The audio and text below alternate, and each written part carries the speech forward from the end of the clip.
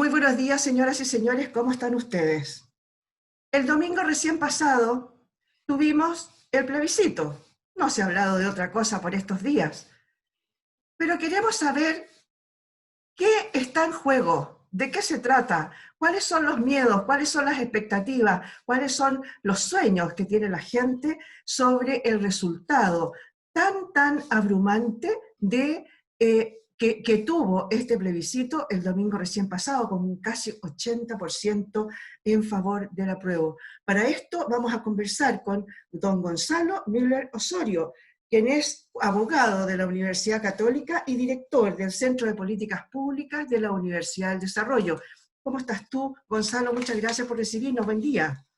Hola, buenos días, Miriam. Muchas gracias a ti por la invitación para poder conversar aquí. Oiga, me preocupa muchísimo, bueno, partamos más bien como, ¿qué fue el plebiscito? ¿De qué se trató? ¿Cuál es tu idea de el resultado que se obtuvo? ¿Era esperado? Bueno, yo creo que se esperaba un triunfo amplio del apruebo, pero quizás nos sorprendieron los números, ¿no? Que fuera tan amplio. Terminó siendo 78, 78-22, lo que fue muy contundente. Ujú. Y, y yo creo que hay que partir en el análisis desde lo más básico. Lo que se preguntó a los chilenos fue si querían o no una nueva constitución. Y a ese proceso fue que les dijeron apruebo y vamos a avanzar hacia él. Y en el mecanismo igual, que fuera 100% elegida, que fuera una convención constitucional 100% elegida, dando una señal también hacia el mundo político de que queríamos avanzar en una nueva constitución. Había mucha esperanza, si tú me preguntas, en ese voto, había mucha esperanza detrás de ese voto, pero también un gran malestar transversal hacia todos los sectores políticos, ¿no? Y por eso que la opción de la Convención Constitucional terminó siendo, pero sin los políticos, un poco, esa sensación. No sé si se va a cumplir o no, pero eso es lo que al menos debiera leer los partidos y todo, y abrir las puertas al mundo independiente en las listas convencionales. ¿Por qué? Porque es parte de lo que se vio el domingo, ¿ya? Parte de lo que la gran mayoría de los chilenos quiso. Y quiero tenerme un segundo en esto de la esperanza, porque cuando uno miraba las colas y escuchaba a la gente que fue a votar, veía eso, veía esperanza. De hecho, se tradujo también en la celebración final, ¿no? Qué distinto fue en la noche del domingo 25 de octubre a la del 18 de octubre anterior. Una semana solo de diferencia, pero una marcada por la violencia y la otra marcada por una sana alegría republicana, un sentido cívico. No es que no hubieran habido pequeños desmanes, pero mayoritariamente fue dominada por ese sentimiento de esperanza. Algunos dicen, claro, fue otra gente la que salió a la calle ese día y puede tener razón también. Pero al menos lo que uno observó fue una conducta muy distinta durante todo el día y yo creo que en eso debemos sentirnos orgullosos porque ante grupos más radicalizados, ¿no es cierto?, de izquierda que buscaban un cambio quizá por la vía de la violencia, la gran mayoría de los chilenos optó por un mecanismo democrático, pacífico, para resolver nuestras diferencias. ¿Cómo avanzar hacia el futuro? Quedó muy claro el mensaje, avancemos en una nueva constitución con esperanza, y yo espero que todos ayudemos a que esa esperanza no se frustre, sino que al revés, sea una oportunidad para nuestra democracia, es una oportunidad para tener un mejor futuro, una mejor constitución. Oye, tú dijiste en algún momento, ahora reciencito nomás, el tema de que lo más contundente fue aquello de la Convención Constitucional. O sea, un poco como la lectura era, pero sin políticos, por lo menos los políticos de siempre. ¿Qué va a pasar con eso? Porque en realidad tengo entendido que lo que viene igual va a ser repartido en forma política, ¿no? Por temas partidistas más bien, ¿no? Así es, miren, porque en el fondo no nos olvidemos que lo que le da origen a esta reforma constitucional que permitió el plebiscito es un acuerdo de los partidos. Y fijaron las reglas de acuerdo a cómo compiten los partidos políticos, a través de la elección de diputados y todo. Cuando uno lo mira desde lejos, dice, ¿por qué a los convencionales hay que elegirlos por los mismos distritos que los diputados? No tiene mucho sentido. Uno dice, ¿por qué? Porque finalmente para escribir la constitución yo no necesito que mi convencional sea de San Bernardo y no sea de la cisterna, ¿no? Como que fuéramos tan distintos o que Ujú. tuviéramos distintos problemas, los enfrentamos más o menos igual. Quizá por regiones podría haber tenido algún sentido, haber elegido convencionales de la región metropolitana y obviamente, por ejemplo, la región de O'Higgins y así de la región de Valparaíso. Quizá en ese esquema podría haber sido, pero bueno, terminó siendo así, fijaron las reglas para eso. Además, ese es un sistema electoral, el de que se usa para la Cámara de Diputados, que es muy pro partidos, es muy favorable para los partidos y se lo hace muy difícil a los independientes. Por eso se aprobó una pequeña reforma, para hacérselo un poco más fácil, para permitir que los independientes compitan, pero la verdad, en una cancha que está bastante dispareja. Eso, justamente. ¿Y qué tiene que hacer un independiente, por ejemplo? Porque, a ver, ya surgieron un montón de voces en que quieren participar, muchas personas ya se están empezando a candidatear. Ahora, los tiempos también no son muchos, ¿no? Y viene el verano de por medio, por lo tanto, a lo mejor ahí va a haber un bajón en el sentido de la información, ¿no? Mucha gente ya se está empezando a candidatear y mucha gente candidatea a otros. Rostros, por ejemplo, rostros de la tele, algunos periodistas han surgido por ahí, obviamente los políticos de siempre. ¿Cómo lo hace una persona que no tiene nada que ver con un partido político y que quiere participar o cree que puede aportar con algo? Yo creo que esto se va a requerir una conversación, ¿ah? Como ocurrió un poco con la franja. ¿Te acuerdas que la franja de televisión quedó solamente en manos de los partidos? Y hubo Ujú. que presionar, apretar por ahí, ¿no es cierto? Golpear puertas y finalmente se abrió un pequeño espacio para los independientes, para la sociedad civil. Yo creo que algo parecido va a tener que ocurrir ahora. También algo que es muy poderoso, que es el voto de las personas, ¿ah? Eh, las personas con su voto sí pueden hacer la diferencia. Si finalmente hay algún candidato independiente, o permitirle serlo a través de las firmas, darle las firmas para que puedan serlo, estar más abiertos a eso también, depende un poco de nosotros. A veces siempre creemos que los problemas tienen que arreglar los otros, pero también depende de nosotros. Si nosotros queremos candidatos independientes, démosle las firmas necesarias para que puedan postular. Si alguien quiere competir por San Bernardo, va a necesitar como 2.000 firmas, que suena mucho, porque no es solo San Bernardo, acuérdate que el distrito de San Bernardo, Claro. Melipilla, Tango, ¿cierto? Sí. Todo el cinturón, ¿no es cierto?, de Santiago, el cinturón agrícola de Santiago. Y démosle la firma, estemos abiertos a eso también, ¿ah? A conocerlo primero, a preguntarle qué es lo que quiere, y si no, y nos parece bien, démosle la firma. Totalmente esa firma es solo para ser candidato, nada más, no nos compromete nada más. Y después cuando votemos, si es que de verdad queremos personas independientes, también busquémoslo en el voto, entendamos qué quieren, y si comparten un poco lo que nosotros queremos, darle el voto. Ahora, ¿cuál sería en este momento, tal como está planteado el tema para abril, para la votación de abril? Esa cantidad de personas va a estar por grupo, la derecha se está agrupando, tratando de ser uno solo, o la izquierda también está, la centroizquierda, perdón, está también en lo mismo, para poder llevar sus candidatos, pero ya partieron como, empezaron a buscar las personas para meterlas en estas famosas listas. O sea, mi pregunta es, ¿una vez más vamos a estar sometidos a lo que digan los partidos políticos? Van a ser parte de esta conversación, eso es así. Ajá. O sea, creer de que los partidos se van a quedar fuera de la convención constituyente es un poco una ilusión, ¿ah? Ujú. Yo digo, es lo que quizás está detrás de lo que sienten las personas que votaron por eso, pero los partidos lo que van a hacer es abrir la puerta a tener algunos independientes, pero la gran mayoría van a ser militantes de los partidos, van a ser, porque se eligen bajo la misma regla que los diputados. Y si tú miras nuestra Cámara de Diputados, prácticamente no hay independientes. Todos pertenecen a algún partido, sea más grande, sea más chico. No estoy diciendo que también pertenecer a un partido sea malo, porque si no vamos a penalizar la vocación de servicio público. O sea, aquellos que estuvieron interesados por la política, que tienen un domicilio político, no los vamos a castigar tampoco, ¿ah? Pero sí, obviamente, que lo que uno puede pedir con justicia es que haya espacio para que compitan en igualdad de condiciones todos los ciudadanos independientes, sobre todo porque esa fue la promesa que se hizo, ¿ah? Ujú. Cuando uno miraba la franja, había mucha gente haciendo esa promesa, bueno, ahora tienen que cumplirla. Y para eso tiene que también permitirse que haya muchas listas distintas, ¿ah? Para que la gente también pueda elegir. Hay diferencias, no todos pensamos igual, y yo creo que detrás del apruebo, claro, uno dice, el apruebo obtuvo una gran votación, pero el apruebo del alcalde Jadwe, por ejemplo, no es igual al apruebo del alcalde Lavín, y tampoco el apruebo de Mario Desbordes, que es ministro de Defensa, no es igual al apruebo de Beatriz Sánchez o el de Fuachain, y así. Entonces, decir, ¿podrían ir todos ellos en una sola lista? Imposible, porque piensan distinto sería poco transparente, ¿no? Sería como tratar de, ahí sí que sería como una colusión política, ¿ah? De tratar de quedarse con la convención constitucional.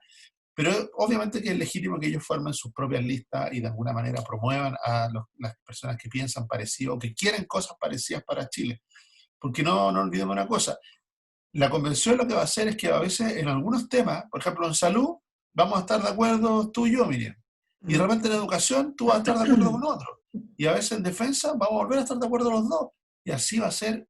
Yo creo que la única manera de que resulte este proceso es que estemos abiertos a convencer, pero también a ser convencidos. Porque si alguien va con una fórmula, con una constitución escrita y llega debajo del brazo, vamos a frustrar quizás esa misma esperanza que vimos con tanta fuerza el día domingo. Yo creo que hay dos amenazas para este proceso, la verdad. Una, la violencia. La violencia es una amenaza para este proceso, ¿ah? Porque genera desconfianza, porque genera frustración en muchas personas, porque genera miedo también en otros. Y el miedo obviamente impide lo que estamos conversando, que yo me abra a poder convencer y ser convencido. Y la segunda amenaza es la polarización. Son grupos más radicalizados que quieren capturar esto, ¿ah? Hoy día, en estos días, hemos escuchado que hay mucha gente que dice, mira, con el triunfo de la prueba se validó todo lo que yo creo, ¿ah? Y por lo tanto yo siempre tuve la razón. Y van a ir con ese ánimo a la Convención Constitucional. Yo creo que no es lo correcto, porque de nuevo, nadie puede apropiarse de esa votación. Cuando uno la mira en detalle, primero a mí me pasan dos cosas. Una, este proceso constituyente es para los que votaron, 7,5 millones de chilenos, pero también es para los que no votaron, los otros 7,5 millones. Acuérdense que votó la mitad, ¿no? Entonces, tiene que ser el proceso abierto para los dos. Todavía tenemos una deuda con aquellos que no ven en su voto algo importante o ven un mecanismo para poder realizar cambios. Y lo segundo es que tanto si votaron apruebo o votaron rechazo, tienen que ser parte de este proceso. En estos días he escuchado a algunos que, por ejemplo, los ministros del rechazo tenían que irse o que no podrían postular a la Convención Constitucional. Entonces dicen, ¿cómo? Entonces la gente que votó rechazo, que habrá sacado 22%, pero son 1.800.000 chilenos, ¿cómo van a quedar marginados? Si lo que tenemos que avanzar es un proceso donde todos seamos parte, que todos podamos conversar.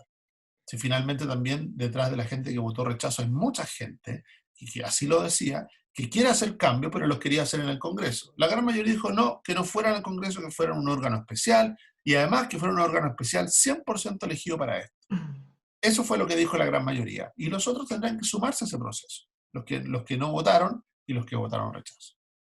Perfecto. A ver, tú dijiste recién el tema de no es lo mismo un rechazo o un apruebo de Recoleta, de un apruebo o un rechazo de Las Condes. Tú mencionaste en realidad a partir de sus alcaldes, pero yo te quería llevar a una mini análisis en el sentido de que, por ejemplo, siempre se ha hablado mucho de que Vitacura, Las Condes, Lo Barnechea también habría ganado el apruebo.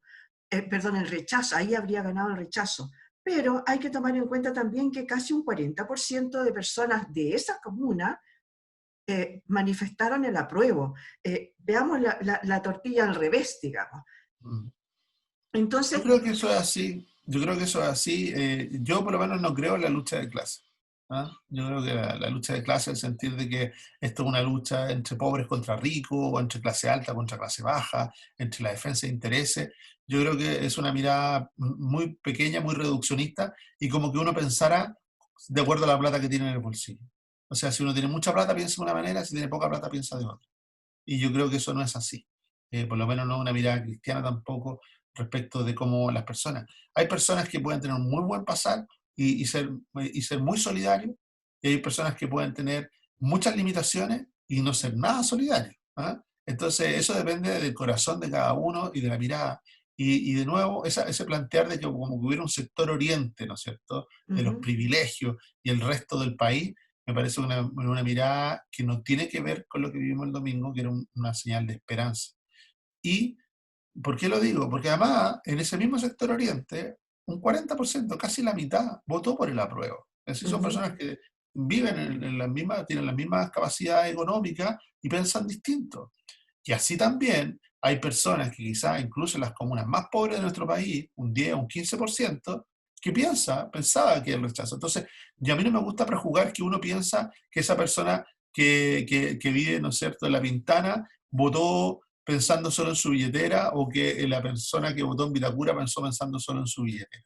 Yo creo que es una mirada pequeña. Yo creo que ambos votaron, independiente de lo que hayan votado, pensando que era mejor para el país. Porque de nuevo, no hay que desdibujar lo que se preguntó. Si lo que se preguntó era si queríamos avanzar hacia una nueva constitución o no, y qué mecanismo queríamos usar. Entonces, hoy día en el análisis, lo mismo. Uno mira, ¿hubo una mayor participación en la región metropolitana? Sí, hubo una mayor participación en la región metropolitana.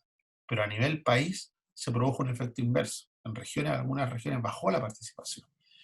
Estábamos en pandemia, es verdad que estamos en pandemia, pero todavía tenemos una deuda de participación, o sea, todavía una mitad de los chilenos. Por eso cuando se dice, es un momento histórico, esto cambió todo, perfecto, pero resulta que la mitad de los chilenos no votó, votó la mitad. Esa mitad que votó, votó muy decididamente, sí, y dio una señal muy potente de manera democrática, sí, es verdad, y tenemos que avanzar en ese sentido, pero también hay que hacerse cargo de una realidad que el sentimiento no era de polarización el domingo. ¿Ah? No era de polarización. El sentimiento era de esperanza. Decirle, ya, ahora, si uno mira, hay una encuesta que salió el día lunes que dice, la mitad de los que votó apruebo, la mitad de los que votó apruebo, lo hizo pensando en mejorar pensiones, educación, salud. O sea, mejoras concretas a la calidad de vida, reformas pendientes durante gobierno tras gobierno, tras gobierno, tras gobierno. Mi pregunta entonces es, ¿con una nueva constitución se va a lograr mejores pensiones, mejor el tema de la salud, el tema de la educación? ¿O va a ser letra muerta de alguna manera, tal como es ahora? ¿No? Todos tenemos derecho a educación, pero eso es una letra que está escrita, pero ¿se dan en la realidad esas situaciones concretas de las que tú hablas van a poder ser resueltas? Yo creo que la constitución, este proceso constituyente nos da la oportunidad ¿Mm? de ponernos de acuerdo a nivel de 2/3 del país, para poder fijar Ujú. derechos. Yo no creo que vaya a ser muy distinto lo que se escriba en esta constitución respecto a la constitución anterior, porque los países no parten de cero. ¿Ah? De hecho, la constitución anterior recoge mucho de lo que venía de la constitución anterior a ella, la del 25, y así hacia Claro. atrás. Hay cosas de nuestra constitución que vienen desde la constitución original 1833. ¿Ah? Y está bien que sea así también. ¿Ah? No hay que equivocarse en eso. Está bien que haya como una herencia cultural. Los países no parten de cero, parten de su experiencia, de su historia, ¿no es cierto? De sus sueños. Pero, pero sí es un primer paso. Si logramos ser exitosos en ponernos de acuerdo para escribir esa nueva constitución, uno dice, se puede mantener la esperanza de que también vamos a ser de acuerdo en que haya esos mismos 2/3 para hacer reformas, muchas de ellas que son de ley, pensiones, salud, educación, y que mejoren esos sistemas. Entonces uno dice que ese espíritu que se va a producir ahí, y lo decía, me parece que el alcalde la vino el otro día, ese espíritu de los 2/3 de la convención va a provocar quizá un cambio en la política chilena que ha estado tan marcada por la polarización, el desencuentro, por las posiciones tan radicalizadas, por discursos de amigos y enemigos, ¿no es cierto? De que el que vota conmigo es mi amigo, pero el que vota distinto es mi enemigo. ¿Ah? Entonces, ese discurso es lo que nos ha tenido paralizado, es lo que nos ha pendido. Hay que mirar, hay una reforma a pensiones, está en el Congreso, podría mejorar las pensiones, está desde marzo, podría haber mejorado las pensiones desde marzo. Uno esperaría que ya pasado el plebiscito fuera una prioridad y tuviéramos mejores pensiones hoy día, porque está ahí la ley, está la capacidad para hacerlo, y lo que no hay es esa capacidad de encontrarse, de generar acuerdos. Si no Eh, somos capaces de hacer esa reforma, yo me temo que puede ser que nos cueste mucho abordar algo aún más grande como la nueva constitución. Yo creo que lo único que puede frustrar esa esperanza es que algunos sigan amarrados a la lógica de la polarización, del desencuentro y de ese discurso de, como decíamos, de rico y pobre, de enemigo en la política. En la política no hay enemigos, hay personas que piensan distinto. Ahora, el gran riesgo parece ser el gran temor, más bien, esa es mi palabra. El gran temor de las personas del rechazo es el tema de el cambio, por ejemplo, de lo que podría ser el tema de la propiedad privada, ¿no? ya han aparecido muchos Twitter por ahí, muchas en las redes sociales, donde dice, bueno, entonces ahora se puede estatizar el agua, se puede estatizar el tema de las carreteras, etcétera. ¿Tú crees que es tan así? ¿Qué va a pasar si eso no sucede y esa gente se va dando cuenta que en realidad falta mucho tiempo para que pueda cambiar? ¿Cuánto es el plazo que para tener una nueva constitución? Este proceso, en abril se eligen a los convencionales, Sí. en abril. Debieran asumir en mayo, a principios de mayo. La primera quincena de mayo debieran ellos asumir su cargo. Tienen 9 meses originales para trabajar en una nueva constitución. 9 meses. Se tiene que ser un trabajo Poco. intenso. Va a ser ¿Ah? muy intenso, sí. Sí. Tampoco hay que ser inocente. Los partidos ya están trabajando en proyectos de nueva constitución. ¿Ah? O sea, ellos ya están haciendo su pega. Por eso uno dice que los partidos van a tener un protagonismo en la convención, sin duda que lo van a tener. Ellos ya están trabajando, ya están redactando artículos, propuestas, ¿no? Están conversando entre ellos. Eh, Segundo, a partir de ese mayo, entonces diríamos junio, julio, agosto, septiembre, octubre, noviembre, diciembre, enero, febrero. En febrero del 2022 Dos, se vence ese plazo. Se puede extender por una sola vez por 3 meses más. ya. Como estamos en Chile, yo creo que vamos a ocupar todo el plazo, ¿no? Entonces diríamos marzo, abril y mayo. Sí, En porque, mayo del ¿ya? 2022, ellos debieran entregar este proyecto de constitución con lo que hayan logrado acordar. Si todo funciona bien, vamos a tener un buen proyecto de constitución y ese proyecto de constitución se va a plebiscitar nuevamente para que, Ujú. digamos, si nos gusta o no nos gusta lo que hicieron. Y así pasa a regir, ¿ya? Si no nos gusta lo que hicieron, no se aprueba esa nueva constitución. Ahora, si nos gusta lo que hicieron, empieza a regir después del plebiscito, después de que se ratifique ese plebiscito. Eh, pero eso estamos hablando de mayo del 2022 y un plebiscito que podría ser en junio del 2022, ¿no? Estamos hablando de un periodo que estamos hoy día, 1 año y medio, casi 2 años, es el periodo que se va a discutir. Por lo Perfecto. mismo, muchas de las reformas como las que tú mencionas, Miriam, Ujú, que tienen que ver con pensiones, con educación, con salud, ujú. yo creo que sería injusto que esperaran también 2 años. ¿Ah? Yo creo que hay muchas de ellas que se pueden resolver. Si existe el espíritu de los 2 tercios, el espíritu de una gran mayoría para poder avanzar, yo creo que se pueden avanzar también en esas reformas ahora. No tiene por qué esperarse 2 años para poder hacerlo. Perfecto. Y respecto de esta sombra que empieza a aparecer respecto de las estatizaciones, por ejemplo, eh, ¿tú crees que eso va a surgir en forma paralela? ¿Va a entrar en la Constitución? Eh, a lo mejor también dentro de la Constitución van a haber algunos eh, acápites que, no, que obviamente van a ser con mucha discusión, sospecho, ¿no? ¿Tú crees que eso va a ser posible ahora dentro de la Constitución o va a ir en forma paralela? Mira, yo creo que no hay que tenerle miedo a la idea. Eh, a mí yo no las comparto, a mí no me parecen buenas soluciones. ¿Ah? Si estatizarlo todo fuera una buena solución, uno miraría en el mundo qué países lo han hecho y cómo le ha ido. Y en general le ha ido mal a los países que han estatizado todo. Se han hecho más pobres. ¿Ah? También una pequeña invitación. Cuando hablamos de que hay cosas que no funcionan en nuestro país, y es verdad, hay cosas que no funcionan, pero uno también mira la educación pública, mira el Sename, ¿no es cierto? Mira nuestras cárceles y dice, bueno, en lo público, en lo estatal, también tenemos muchas serias deficiencias, o sea, tenemos que también mejorar. ¿Ah? O sea, no es cosa aquí, no es solución mágica esto de que, mira, esto se lo quito al privado y lo hago estatal y con eso todo funciona mejor. Hay demasiada experiencia en el mundo de que eso no es así. Desde los más radicales que lo han estatizado todo, o incluso hay algunos que han estatizado una parte y terminan no siendo tan funcionales. Si uno mira incluso en nuestra minería, que un buen ejemplo, uno dice, Ujú. bueno, ahí está Codelco funcionando. Sí, hay que comparar a Codelco y yo le preguntaría a los trabajadores de Codelco y a los trabajadores de las distintas mineras si ven tanta diferencia en realidad entre lo público y lo privado. ¿ah? Si hay tanta diferencia o no en las capacidades o la producción.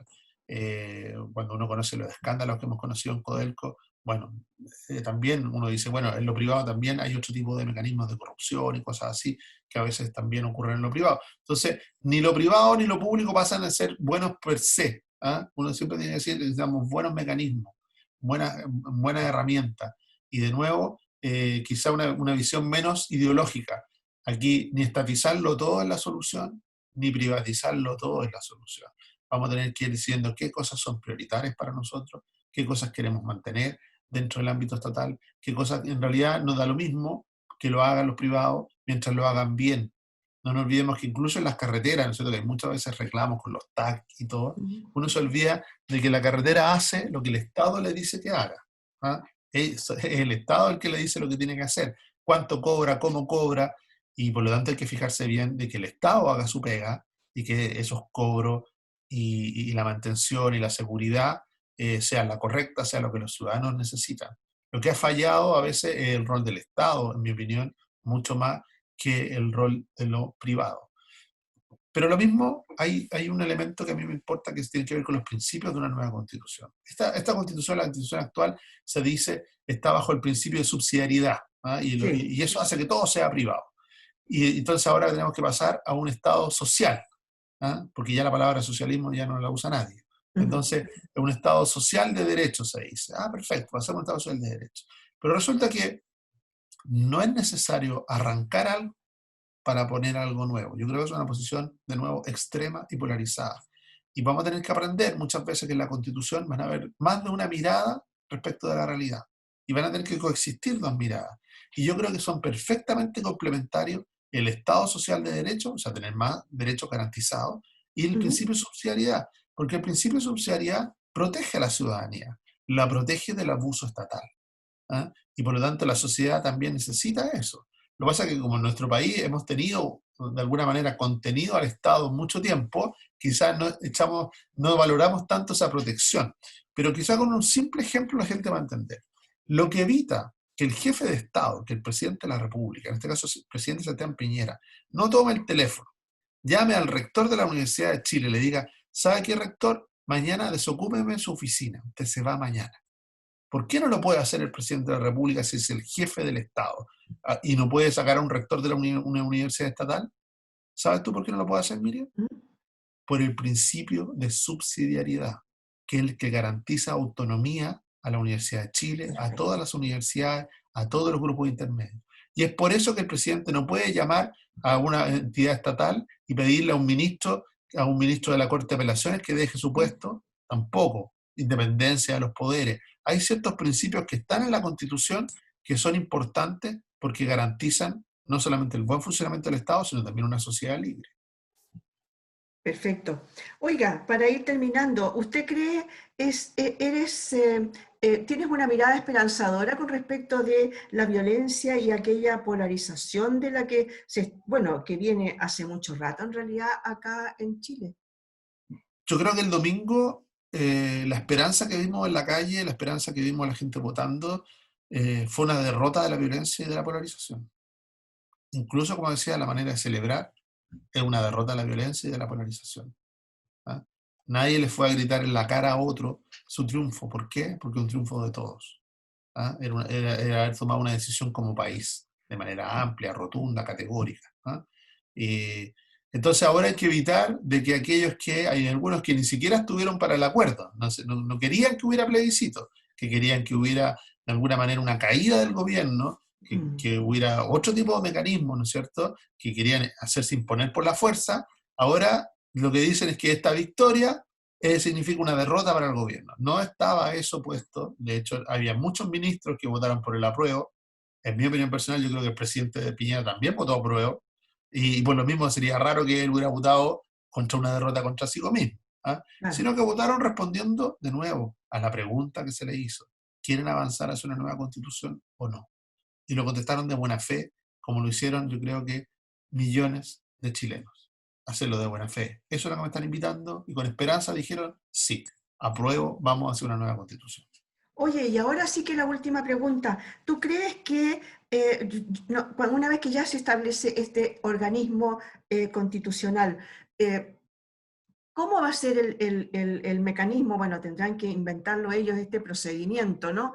Pero ¿cómo va a ser el tema? ¿Van a ir planteando, por ejemplo, a la ciudadanía? Estamos hablando de cómo ir dando como avances para que la gente pueda conversarlo, pueda Yo discutirlo. creo que debiera ser así, un proceso transparente y participativo.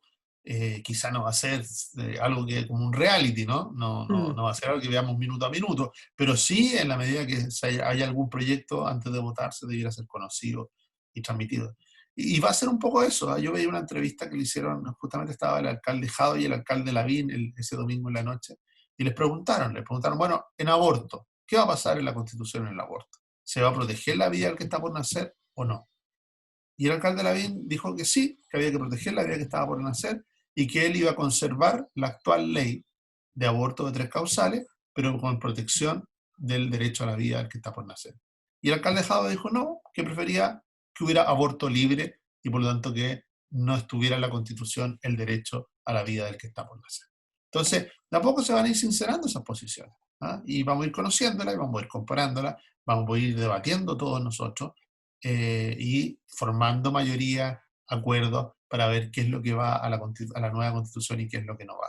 Pero para eso, de nuevo, para no frustrar esa esperanza, es necesario que no haya polarización. Si hay polarización, lamentablemente lo que vamos a terminar es con un proceso frustrado. O sea, que no tengamos nueva constitución, porque no nos vamos a poner de acuerdo y vamos a terminar con una constitución flaquita que, salvo decir que nos seguimos llamando República de Chile, no va a decir nada más. Y obviamente que los chilenos no van a aprobar algo, un trabajo mal hecho como ese, ¿no?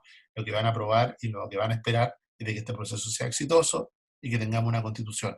Nadie se cambia a algo peor, siempre vamos a querer algo mejor. Y ahora sí, tenemos que hacer que esa esperanza general se traduzca en hechos concretos. Hay que hacer la pega. Uno dice, mira, le estamos pidiendo a la política que haga la pega. Sí, pero tenemos que pedírsela con fuerza y muchas veces para que realmente resulte. Y la verdad que también, como decías tú antes, nosotros también tenemos que, cada uno de nosotros, los ciudadanos de a pie, tenemos que también de alguna manera participar, no hacer que los otros hagan lo que se está pidiendo, ¿no? Hoy, Así es. gracias, don Gonzalo, por haber estado con nosotros. Eh, No, Felipe, mire, Bastante esclarecedor la conversación y tus opiniones. Muchas gracias. aquí a su disposición como profesor de la Universidad del Desarrollo, cuando quieran conversar, yo feliz de estar con ustedes. Genial, muchas gracias. Muchas gracias a ustedes también, señoras y señores, por haber estado hoy día con nosotros en un programa más de En Tiempos de Coronavirus. Muchas gracias por haber estado ahí.